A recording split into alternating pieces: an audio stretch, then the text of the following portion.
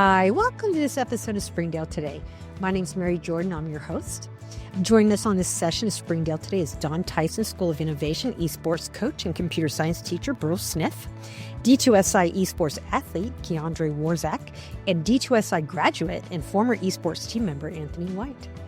D2SI esports program is one of the best in the nation, and we're going to chat with our coach and competitors today and just find out a little bit about the program, some of the cool things they're doing, as well as the opportunities that esports presents for Springdale students.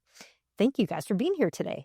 Thanks for having us. Yeah, I'm really excited to have this conversation just because it's about video games and all the things associated with it and where they've gone. So I've got to ask the most important question of the day to start this off, and that is, what is your favorite video game?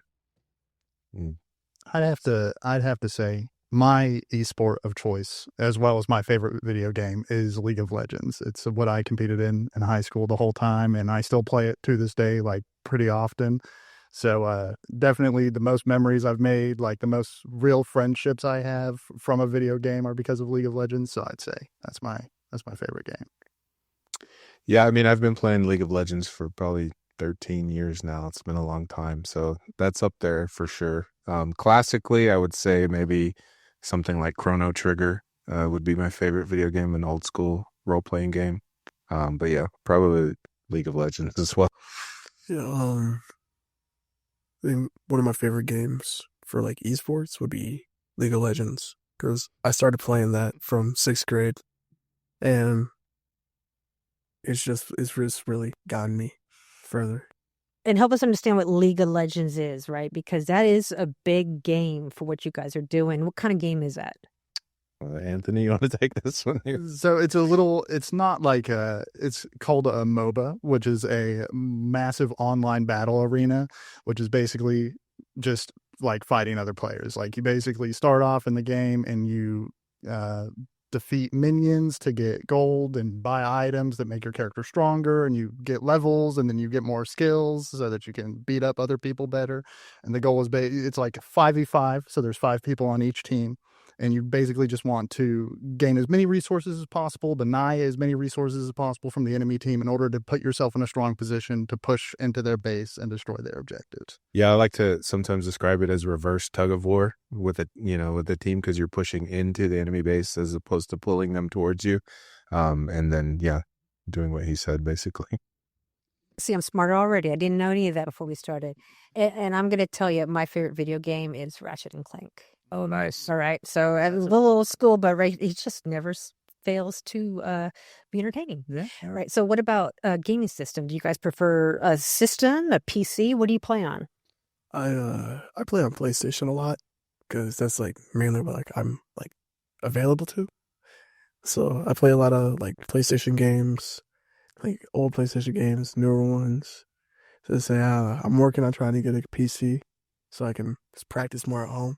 But yeah, I like all systems that, basically everything from Raspberry Pi, Nintendo Switch, but I have to say my favorite is PC for sure, because you can play every game, you can play emulators, it's more than just a gaming system. You can do your taxes if you need to. I've had a PC since as soon as I was able to get a job in high school. That was the first thing I got money for, was to build my own computer. So I've been exclusively on a computer since then. But before that, I played a ton of games on an Xbox 360 for like probably the better half of a decade. And so I'd say that's my favorite console of all time, but I'm a PC gamer.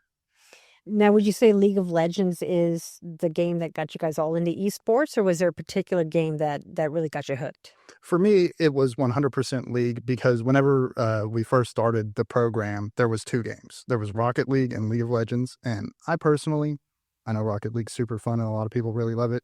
I've never liked playing car games. And so immediately after seeing that those 2 were the only options, I realized I had to learn how to play League of Legends.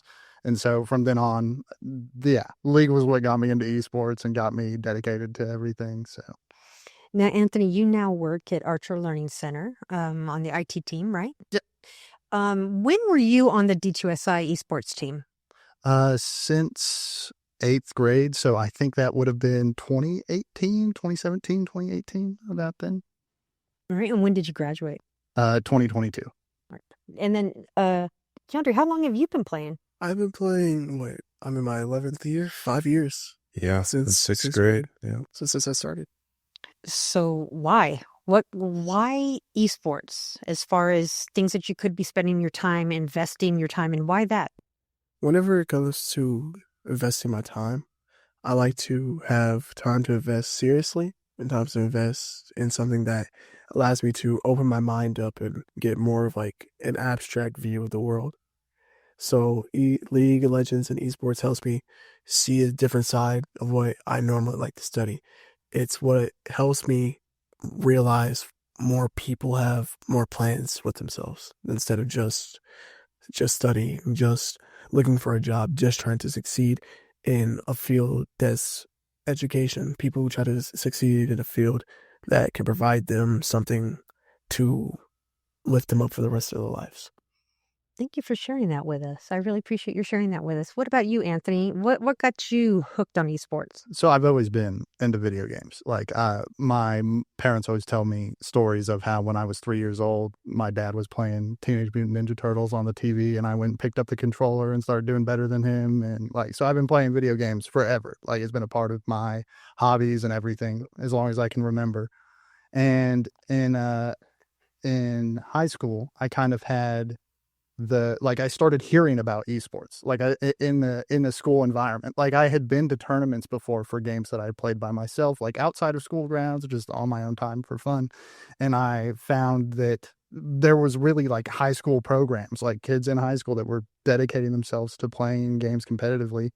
And that was extremely exciting to me, the idea of like how something being tangible for all those video games playing. Because I've always played video games, I always wanted to win, but the idea of it like being a team effort and it being a contribution amongst multiple people and everything, and like showing up every day, improving, and just having a reason to play the game, like a real physical, tangible reason other than just for fun, was something that like I definitely wanted to get into, and I wanted to find like-minded people that felt the same way.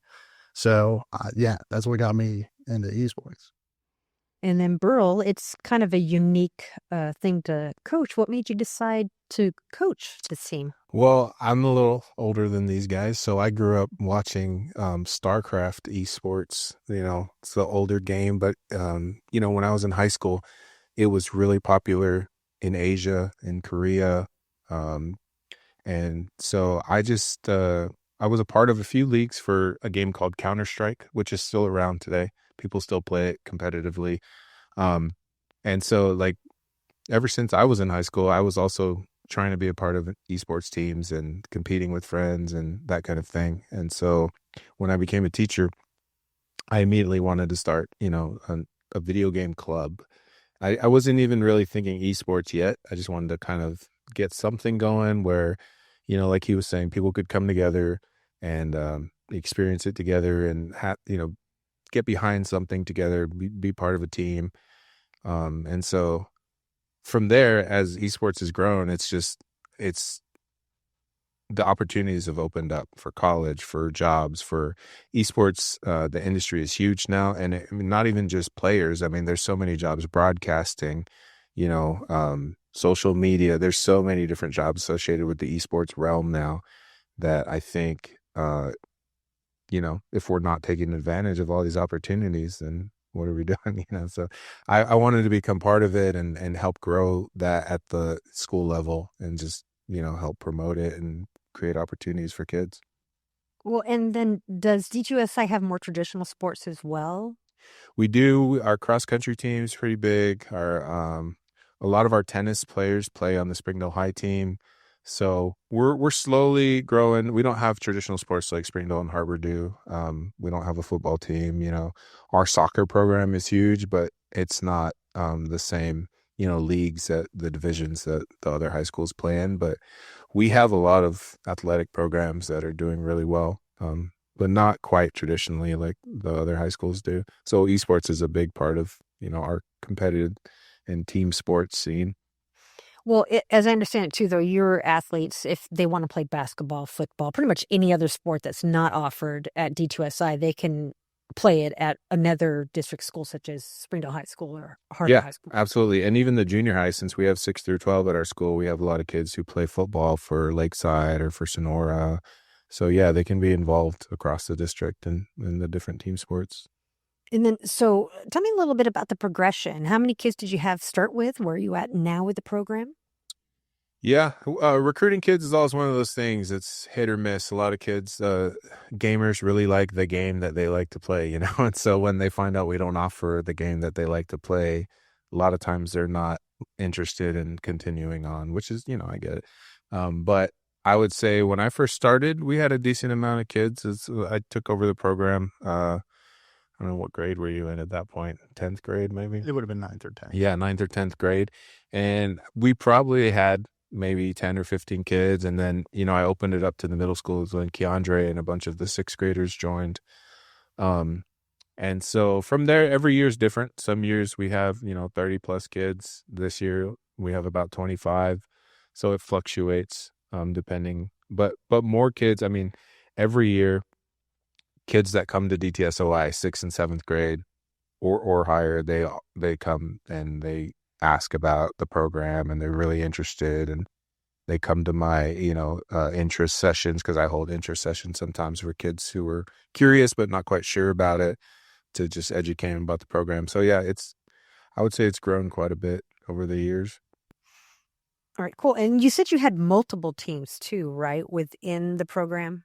Yeah, so we offer different titles that students can play according to Play Versus, which is kind of this governing body that the Arkansas Activities Association works with, and whatever titles that they offer, we try to offer at the school. To a point, I have some help. I have other teachers that help with the program. Ideally, we'd offer everything, but sometimes that's hard to, one, get a team, make sure you have all the software and equipment and everything. So we do offer Rocket League, League of Legends, Super Smash Bros., Mario Kart, Splatoon. So, 5 titles, that's already kind of a lot. And we have a team for each of those titles, at least one team for each right now. So, Very good. So the teams are based on the game. yes. And different titles, different games have different number of players on the team. So like League of Legends has 5 players on a team. Rocket League has 3. Splatoon has 4.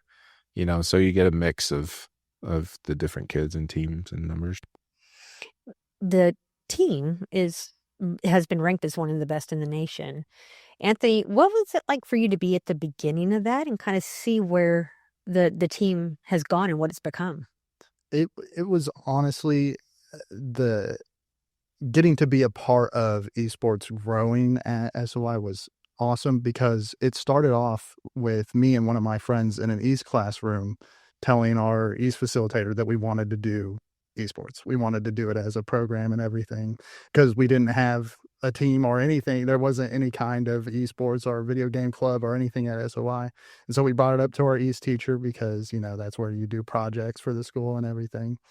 And, right, like as we were doing work, like I was talking to that friend about setting up a Smash Bros tournament to prove that like there was a group of kids that would want to play video games at school and like would want to show up and be involved in something like that. So we were going to run a Smash Bros tournament. And as we were planning it and setting it up and finalizing it, our facilitator came to us and was like, hey, so they're doing a huge meeting, AAA, and we're going to have official like state sanctioned esports. And like, do you want to be a part of that and help me get all that stuff done?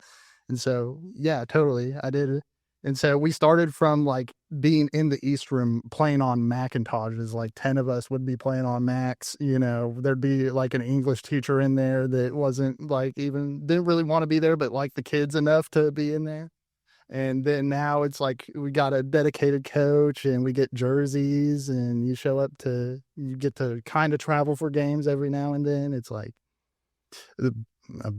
I've heard there's a big screen at SOI now dedicated. Yeah, in the East cafeteria. Yeah, so definitely improvements. I don't know. It feels really good to have been a direct part of something I love growing in a place that like I got to grow as well. Like it's awesome to see like Ky'Andre's here now, and he's a senior. And whenever I started, he was an 8th grader playing the same game as me.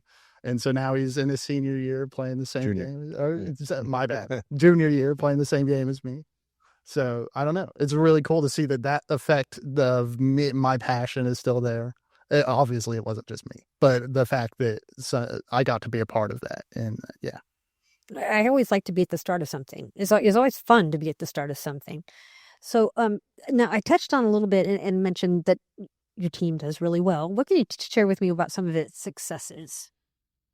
So like USA Today put out our rankings of the best programs in the nation, and I think it was like a 4-way tie or 7-way tie for top 10. But yeah, no, that's still huge. Thinking about all the schools in the nation and how many of them have esports teams, it's pretty great. And every year I would say we do pretty well. The year that Anthony, with the last 2 years of his high school, like 11th and 12th grade, we just did really well, especially in League of Legends. We did really well in the other sports titles as well, but we didn't get the trophies. We didn't get first or runner up, but we were consistently top 5 in some of the other titles, which is great. But yeah, their team, they were able to just win 4 state titles, which I think elevated our status a lot. And then on top of that, Play Versus had what they called the Play Versus Cup, which was a national tournament.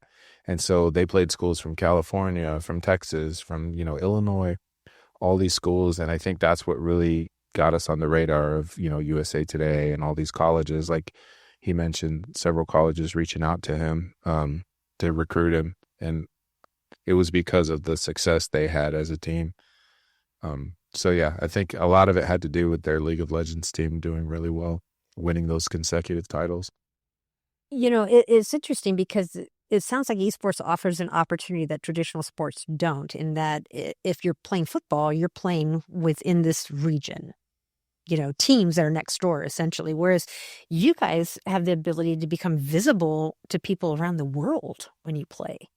And so that's an exposure that traditional athletes don't get, which is kind of cool. Mm-hmm. What was it like for you, Anthony, to be a part of the team when all those cool things were happening? Oh man, it was like my sole dedication to win those tournaments. I really mean it. That was like all I focused on, was winning those games and everything. Before we actually won those 4 titles, Play Versus did another tournament called the Summer Showdown, which was the first time they ever did, like, letting us beat people from other states.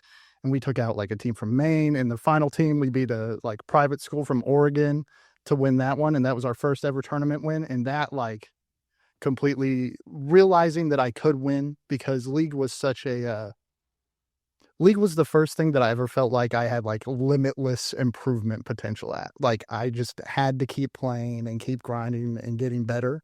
And that was something that really changed my mindset in life, is just continue to go on with stuff, even if it's hard. Like there's always a way to improve. You just keep going and always getting better. Just the realization that I could be that good at something was something that I hadn't gotten to feel anywhere else. And so once I won that first tournament, I was like, I'm never losing again. I can't let that happen.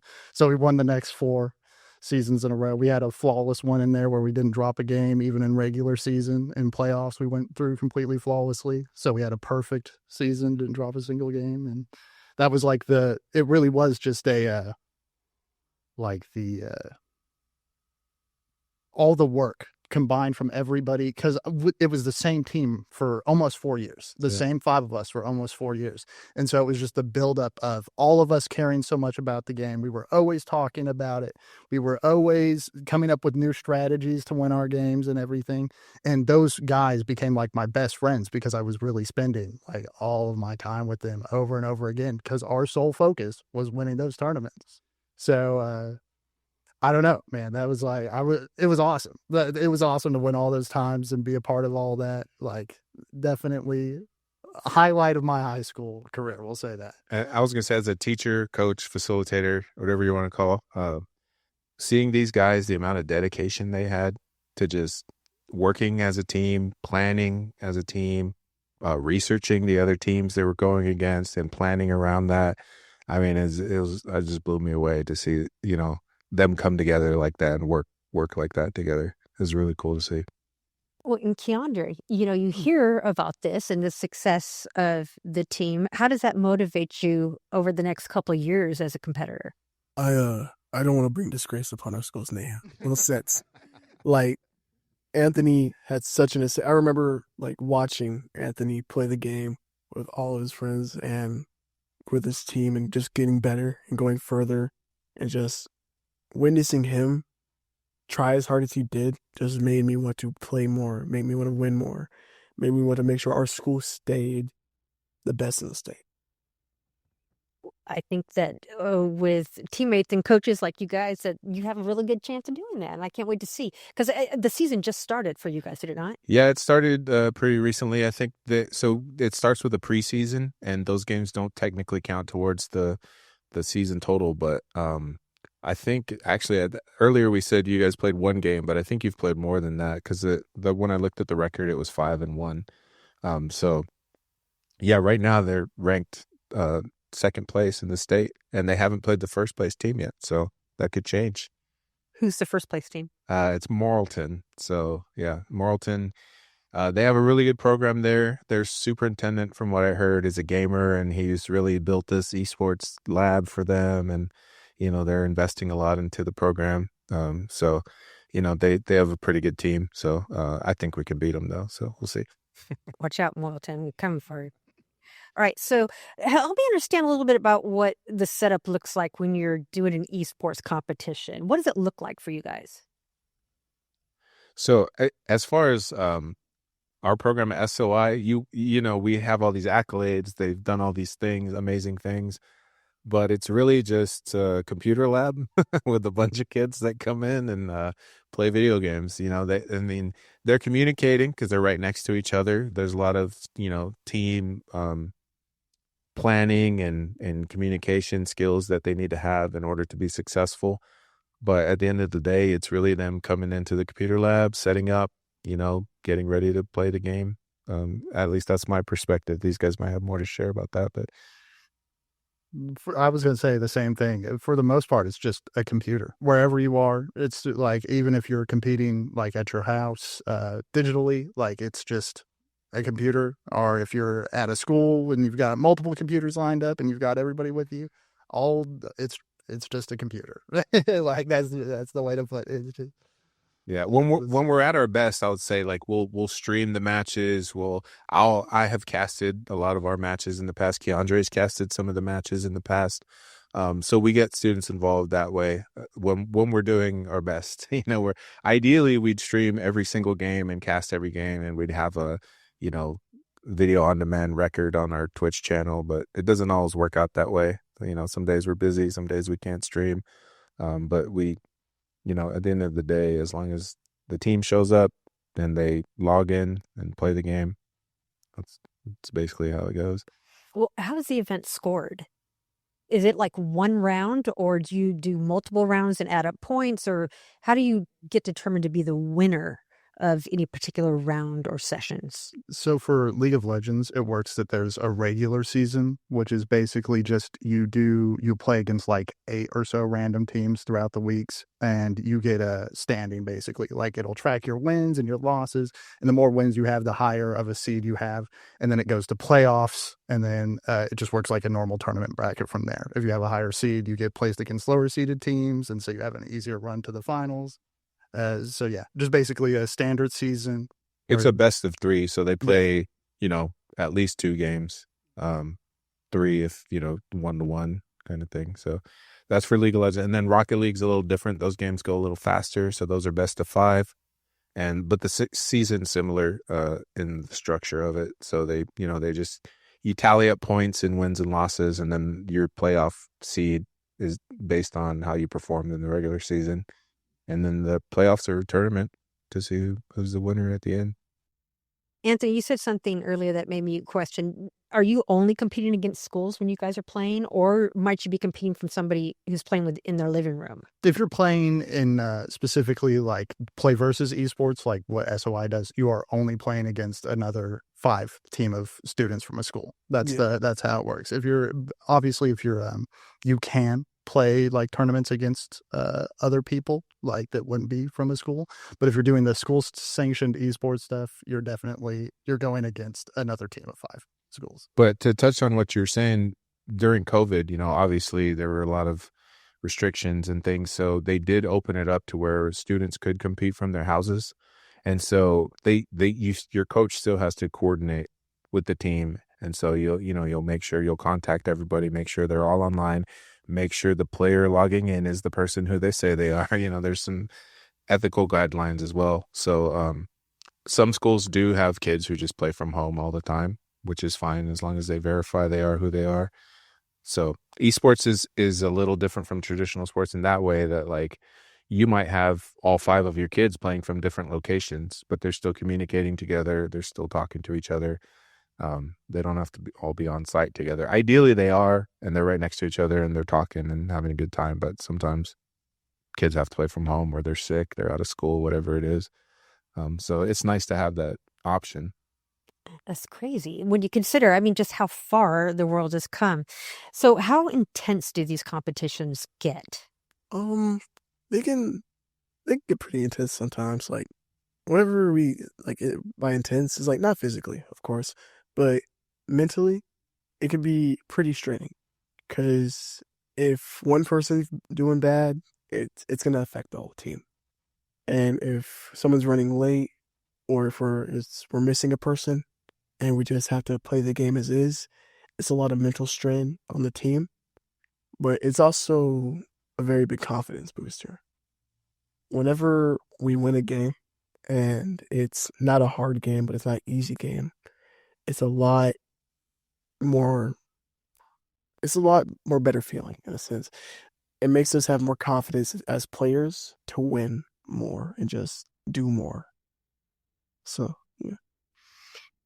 Are there opportunities presented for students after high school for esports? What can you tell us about that, Burl? Yeah, absolutely. We have colleges reach out all the time in the state just to come visit our program and check it out and talk to students because they want to recruit for their collegiate programs. There's scholarship opportunities all over the place. As esports grows as a whole, throughout the world, I think more and more colleges are getting on board. There were a lot of early adapters in the college realm who, knew where this was going and knew that there are these professional organizations that students could work and eventually become a part of. And so you see a lot of those colleges that have been around for a long time, but every year there's more colleges that have esports programs that are growing, and they offer scholarship opportunities, so you can get paid to play video games for a college in a sense, which is really cool to see. We just had a kid last year who signed onto John Brown University, and they came and they brought the tablecloth. We weren't a part of the big signing like at the the Springdale gym or HAR-BER gym. But we had our own little ceremony. We had the tablecloth. They had the contract out for him. He signed it. They gave him his little jersey. Like, it was cool to see. So yeah, I think opportunities are very in line with traditional athletics, as far as scholarships and teams and things like that go. Not every school has a program, but more and more every year. So I guess anytime someone's playing video games, they just tell their parents they're doing college prep work. That's right. Yeah, that's what I tell them. Like, see, and then that's what the kid last year, Andres Diaz, that's what he was telling his parents the whole time. He's like, "See, I told you it would pay off someday." And Anthony can speak about that a lot too, because he got a lot of opportunities offered to him after all their success on the team. So I had a lot of, I got reached out to by Hendrix and NWAC, as well as some other out-of-state schools that I didn't go to that were looking to pick me up for their teams. So definitely opportunities to have gone to school for esports. But I also had quite a bit of opportunities given to me that weren't necessarily college, but because of esports. I worked at a local gaming shop that ran a couple of our tournaments that took place. We played a couple tournaments there, and they ended up hiring me, and I got to work there. And That was because I was in esports and I had established myself kind of in that area of playing video games and taking it seriously. So I got to work at a video game store and all that. And then my next job I got because my dear coach, Mr. Sniff, recommended it for me in the district. So I got that. And I'd say that's because of esports too. So maybe not necessarily school, but I got connections and stuff like that through playing esports. There are also like like in the soccer world, there's these academies that players go to kind of work into becoming a part of a professional team at some point. And esports has a lot of these academies out there as well. So even if it's not directly college related, there's opportunities for these academies to scout you as well and recruit you for those, which eventually lead to like being an esports professional. So even if it's not jobs or college, there's also these kind of academy opportunities as well. Gosh, I'm so glad we had this conversation today. I'm learning so much. Now, Ky'Andre, have you seen any doors open up for you based on esports? Not just based off esports, but just like my regular school life. I've had a lot more people talk to me about it. I've had the principals ask me if we're doing good. I've had other administration come up to me and ask how our esports team is doing. And my response will always stay the same. We're doing good as we always do. And besides colleges, I've been hit up by a college in New York, been emailed by Hendrix, Colby, and Conway, Mississippi, Missouri, Oklahoma. See, and that's just from being in the esports team and being like a part of teams in SOI. Good for you. And you're a junior now, and colleges are already looking at you. Yes, ma'am. That is really fantastic. I hope you'll keep us informed so that we can know what happens to you next. Yes, ma'am. And so these are very healthy byproducts of esports. And a lot of times video games get a bad rap. And individuals can get immersed in them in unhealthy ways. But there's some other positive growth and traits that can come from esports and gaming. What can you tell us about that, Burl? Yeah, I would say esports has all of the same benefits as traditional sports beside the physical aspect of it. We're not working out. Ideally, I'd like to say every practice we stretch and warm up and, make sure we don't get carpal tunnel and all these things. It doesn't always happen. So we're definitely, we don't have that physical aspect of it, but everything else, the communication, the teamwork, the leadership opportunities. I mean, I saw Anthony start as a kind of a more quiet 9th, 10th grader, emerge into this leader who was coaching his team all the time. And so there's so many opportunities and soft skills and things like that are a benefit of esports that don't, isn't the physical side, but definitely the same as any other sport would have. To like back up what he's saying, the soft skills, I pointed out earlier that like it was one of the first things in life that I truly felt like I was better than like most of the average person. Like truly that I would be one of the best League of Legends players in a room almost anywhere I went is how I felt. And that might not necessarily be the truth, but like it taught me a resilience to that I have carried throughout life with me. Like that's one of the reasons why I started going to college, is because I realized if you can continue, like I can do hard things. I can do things that seem difficult and impossible at first. Cause whenever we first started, we lost like almost immediately. Like it did not go well. It looked terrible. We were all brand new to League of Legends and hadn't played before. And there was like, it was a complete stomp. Like our first playoffs, it went really bad and we lost terribly. But that loss and that feeling of, oh man, like all that work we put in didn't really mean anything.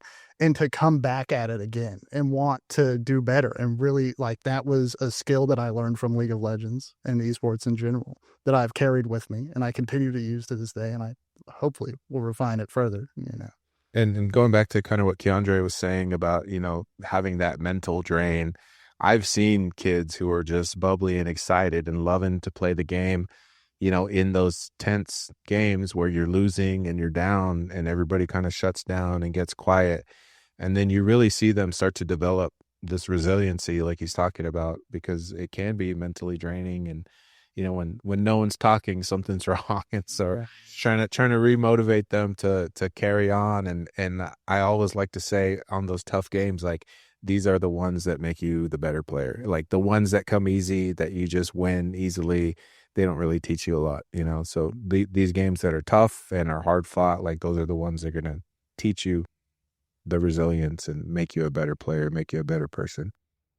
Ky'Andre, have you discovered any ways in which you've grown, or esports has done a little bit more to help you? Yes, man.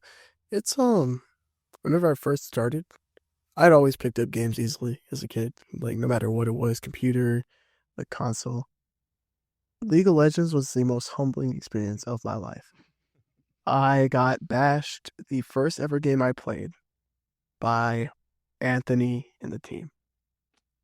It was me, a group of 4 other people, and we were all friends, and we played, and we got destroyed. And I was just like, I wasn't expecting to get beat this bad. I thought I was going to do better. They were smack talking, but I remember that's so why they got beat so bad. Just like Solange stood a chance. No, it was humbling because I had never been beaten so bad in the game before. I've never been humbled in the sense of, you're not good at this like other people are. You get better. Always, like you can always, like Anthony says, you can always improve. And I feel like esports is humbling for a lot of people, because the teams that we go against, if we lose against one, they were better than us. There's nothing other than that. They were better than us. They played better than us. It's like, we need to do better. It's always humbling. And so it's built up me being able to be humble in real world situations, and also just being confident too.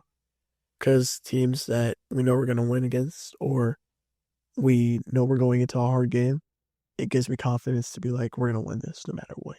So. And what does the season look like this year then, Burl? Things have been going well for League of Legends.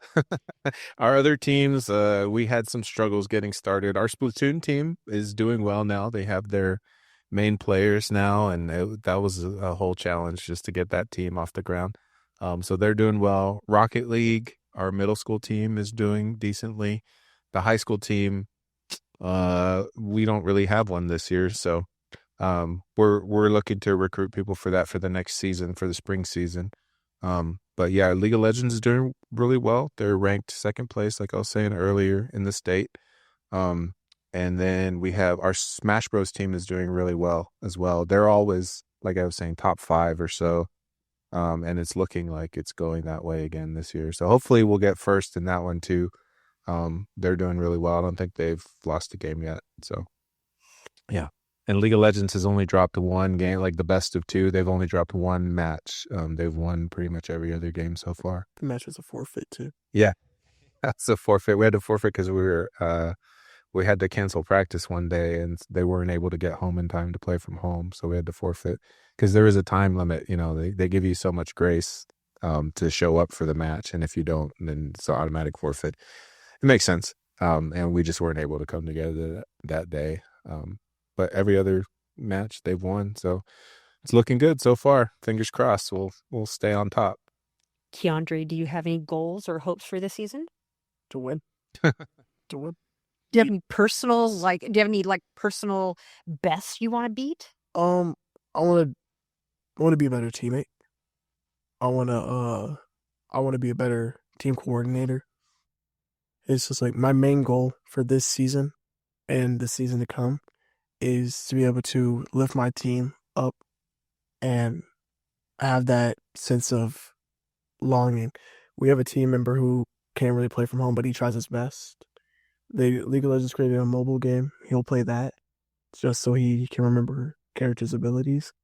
And I feel like us providing him with the support that he needs, because he's a good player, but I feel like us providing him with that support that he needs will make him an even better one. And so my goal is to get everyone on our team at the same level of playing. That is genuine teamwork. I look forward to you guys are going to kill it this year. I just know you are. I just know you are with attitudes such as this and young athletes who are as motivated and dedicated as you are. You guys have made me so much smarter on esports in general. Is there anything else that you would really want to inform people about, or something that I just didn't think to touch on that's valuable to the conversation? Whenever you see gaming stereotypes, it's if you play this game, you smell bad. If you play this game, you're not a good person. If you play this game, you don't talk to people the right way. It's never like that. It's who you are as a person. Creates how you play the game. I can't say I talk the best to people every day, but I know that whenever I play League of Legends, it's a time for me to calm down and just talk normally. And it's just me, a group of guys, and we're just playing. And you can't just base a game and a team or just esports in general as something to be subjected against or to be like only certain people play that. It's something for everyone. It's something anyone could do. There are people who are good at video games every day, but they won't talk up about it or speak up about it. Sorry, because they're scared to be subjectified. I'm sorry. So yeah. Yeah, and I would say, on top of that whole negative stereotype thing, there's also kind of this view that like, oh, it's just video games, and so it's not treated with the same respect as, say, traditional sports. Like, some of the coaches don't get paid. It's not promoted the same. It's not, even though we have the exact same trophies when we win the state championship as, say, the football team, and we have 4 of them in my room back at SOI, it's still looked at as kind of this niche little club thing that doesn't lead to anywhere. But we have scholarships. We have all of the same opportunities that these athletes get from traditional sports, but the light is still not, shined on it. So thank you for having us here and doing this and promoting it, because it really does help get the word out, and hopefully people take it more seriously, because we have kids getting scholarships, we have kids getting all these opportunities.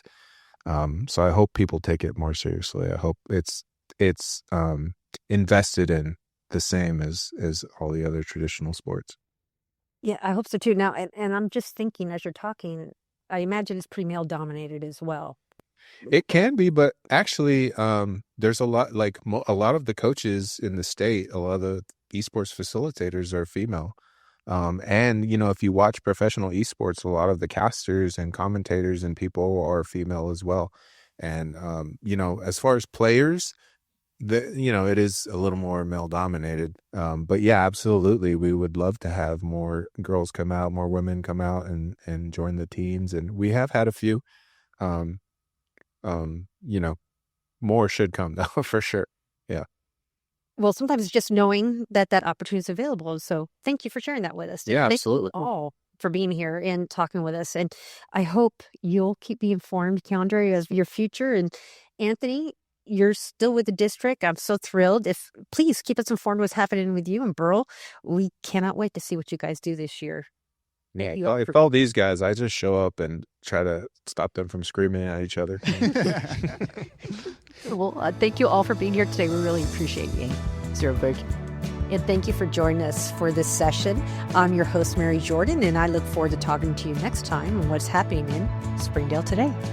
Springdale Today is a production of the Springdale Public Schools Communications Office. The podcast is hosted by Mary Jordan and is produced and edited by Micah DeLacy. Be sure to subscribe to Springdale Today for free on your favorite podcast platform. And don't forget to follow Springdale Today on social media for episode updates and behind-the-scenes conversations. Thank you for listening. We hope you join us in the future as we continue to learn about the amazing stories happening in Springdale today.